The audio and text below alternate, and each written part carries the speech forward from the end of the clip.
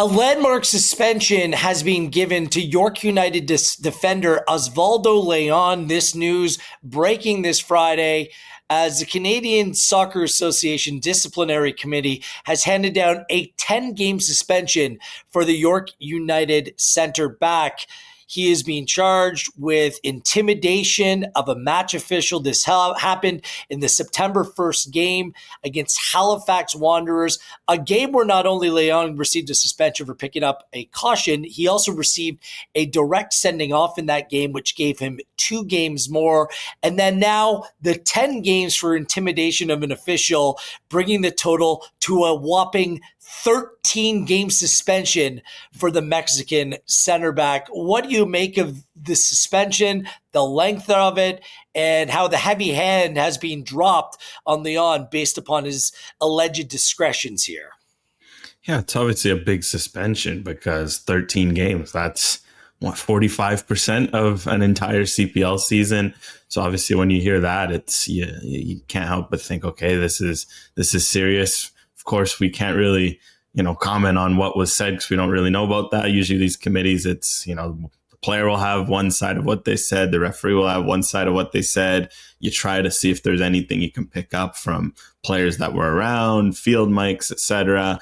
But usually that sort of information is kept for the disciplinary committee. I guess what I would throw out there, what it's important to remember in a lot of this, like of those 13 games, a lot of it is automatic triggers. Like there was the 1-game suspension for yellow card accumulation because I think it was his 8th of the year. That's one. There was the direct suspension for the red card. That's another. And Canada Soccer and a lot of associations around the world have very strict suspensions around abusive match officials. Immediately, I think of when Clint Dempsey got like a 3-year ban for tearing up the official's notebook in the U.S. Open Cup about a decade ago. I think this is all, when you consider abuse of a match official, no matter what was said, no matter how it played out, as soon as that sort of thing comes up with the intimidation, I think there's also some automatic numbers that it's hit. Usually it's like 6, 7, 10 games minimum. So that's also something to consider because, it's obviously a very big suspension and one where we won't see Oswaldo Léon the rest of the season. So it gives you an idea of how big this is. A couple of things we should point out here is York United will be appealing on the grounds that similar suspensions that have happened worldwide haven't been as heavy-handed. This is a straightforward suspension for Canada Soccer, 10 games for intimidation of a referee. I think there might be a little bit of a case of lost in translation, and it doesn't seem to me the two sides are absolutely clear on what was being said. It just seems incredibly excessive from where I sit, not fully understanding what was actually said. And also coming down with the perspective that intimidation of any match official isn't right in the slightest. But 13 games in total seems absolutely heavy-handed when it comes to this kind of suspended. We will never know just in terms of where we sit, the true story and what was actually said. But it is at the very least notable that York United feels that they're in a position where this suspension is worth appealing at this point, and we'll see what kind of reaction comes out of it, AGR. Yeah, exactly. I think that's something to consider that, York obviously wants to appeal. And I think that kind of ties into what I said earlier about the automatic suspensions, because you see that a lot, like with certain things like violent conduct is always 3 games versus 2 yellow cards are always 1 game. This stuff definitely does feel like one where, there's a process in place. Intimidation of a match official.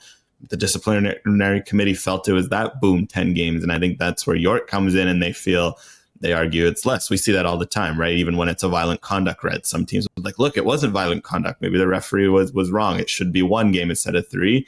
I think this is just also part of the natural process where you always see these sorts of suspensions. They tend to come down heavier and then they go to an appeal process to really say, okay, did it fit the crime, so to speak? Yeah, like a lot of these things when they're adjudicated, like for something like this, intimidation of a match official, okay, it's 10 games. 10 games is a lot. But for me, always with these circumstances, there's gray area. AGR, when there needs to be some more wiggle room instead of these blanket suspensions. Like 10 games is just a lot, and I can't get past that. And this, by the way, is the Canadian Soccer Association and their officials and their judiciary committee coming up with the punishment for said crime.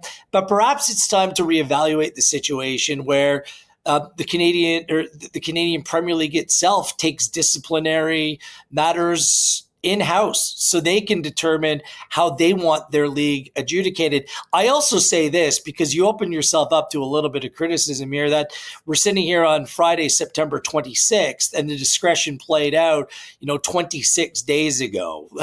Timing has to matter. I mean, when it's a suspension this long and it drags on into potentially next season, then okay, but still, there's nothing being timely about this process either, to the point where York United will now be playing at a deficit. One of their most important defenders, a lot of players and personnel may not like him, the way that he handles himself on the field, but a good player on the field, and all of a sudden York United lose a difference maker for this run into the season, which is incredibly important for the club as well.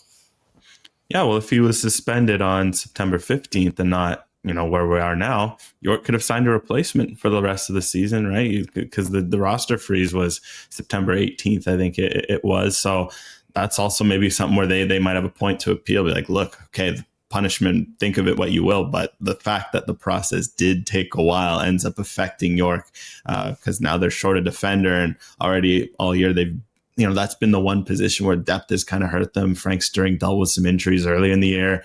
Because of that, they've had to play Elijah Adekugbe at center back at times. They've even had to switch away from their famed back three recently to go to a back four, although I think that was as much tactical as it was personnel-wise. So for York, that's obviously something to consider. And it does raise the point, because that is something that has stood out this year, that a lot of those appeals for suspensions do take a while. Like there's been a few where there's been a violent conduct, there's been some incidents after the game, and you don't hear a ruling until after the next game is played. And that sort of stuff, it makes you wonder if, and that's, I think the Canada Soccer Association, they're doing a tough job, because we have to remember they're doing discipline from the CPL to the NSL, all the way down to like men's leagues and whatnot, so where that's all part of their jurisdiction. And I think from the Canadian Premier League standpoint, if they can take some of that in-house, and it's just them focusing on their own discipline. You see it in a lot of other leagues. It becomes a quick, efficient, smooth process. So definitely something to consider. And I think that's maybe something York will be putting out there. That I mean, wasn't trying to say that to necessarily criticize the Canada Soccer, the way that they do things. But typically speaking, if leagues want to take care of their own matters, they can bring this in-house. Now, it opens up the door for more criticism. Are you acting in the best interest of the players, the officials, your own league?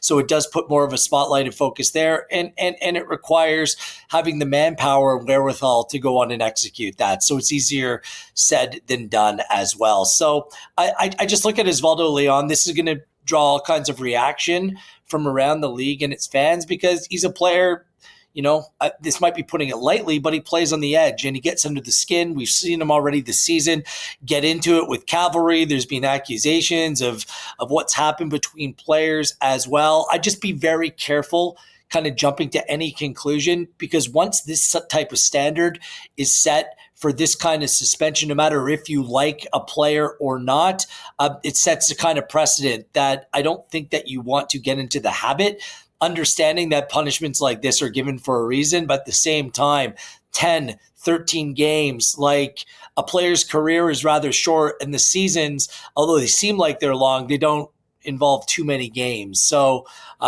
this seems to be an area where it could maybe set a little bit of a tricky precedent for the way that things move forward from here, isn't it?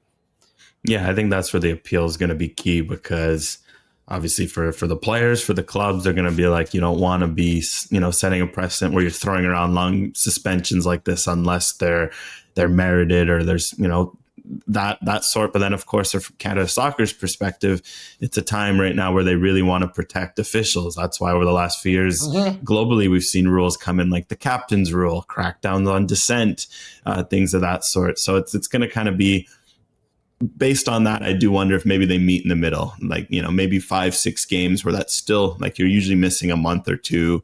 It's still a heavy handed suspension, but at the same time, you're still protecting referees. But that's the beauty, I guess you could say the beauty of this, although it's maybe not a beautiful situation, is that, both sides are going to obviously have their arguments to say on what the process is. I just want to say this, like AGR, you've been on a number, like countless of CPL sidelines, even from an MLS level, the verbal abuse that referees take, not only from players, but coaches as well. It's mind-boggling.